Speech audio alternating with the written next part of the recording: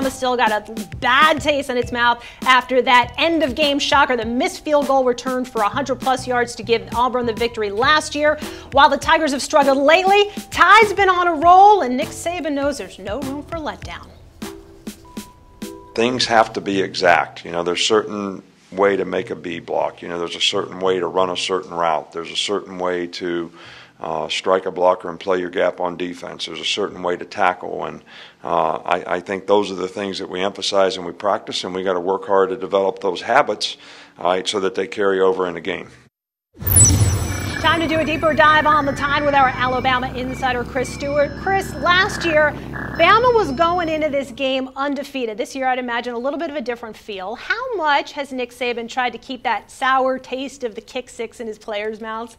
You know, there's the fine line, because you don't want to throw away that opportunity for motivation. And he's addressed it with the team that if that doesn't bother you, then you probably need to be somewhere else. At the same time, you've got to take care of each play and all the coach speak that goes into that. Take care of each assignment as you go along. But there's no question, from a fan standpoint, from the coach's standpoint, player standpoint, what happened last year still stings. It will always sting the fan base, no question about that. But I think you heard Coach talking about how they've got to make sure they do things in a precise manner. They didn't do that a week ago against Western Carolina. They're trying to get that done precisely right against Auburn. Well, lost in the drama of last year's ending, Chris, was the fact that Auburn had nearly 300 yards rushing. Nick Marshall accounted for about a third of that. Granted, Cameron Artis-Payne isn't exactly Trey Mason, but how much better equipped do you think this Bama run D is this time around?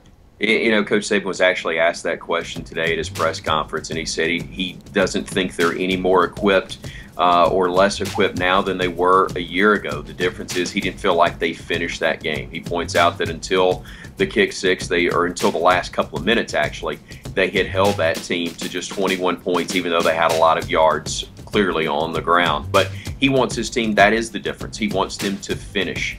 This is a different team from a year ago. It's a different feel from a year ago, but the goal and the objectives are still very much the same. They go into this game for the 6th time in 7 years with an opportunity to play for the national championship, and they feel like they can get that done if they will finish. It's not a scheme situation that they feel like they need to fix. They need to execute better, specifically down the stretch of the game.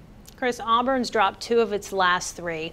How are you gauging Alabama's perception of the opponent this weekend? Yeah, I don't think there's any question this is not as strong a squad defensively as they were a year ago.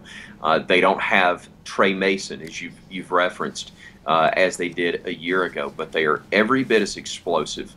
If they do get Duke Williams back, they've got such an incredible combination at wideout between he and Sammy Coates. Collectively, they're still strong in the run game.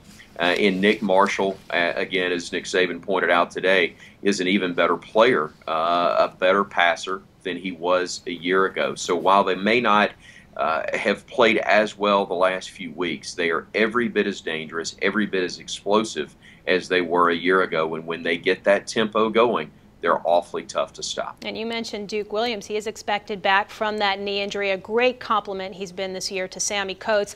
Alabama shut out Auburn in 2 of its last 3 trips to Bryant-Denny Stadium. Should be a great game. Chris Stewart, enjoy. Thanks so much for the time. We'll talk to you again soon. Thanks, Bonnie.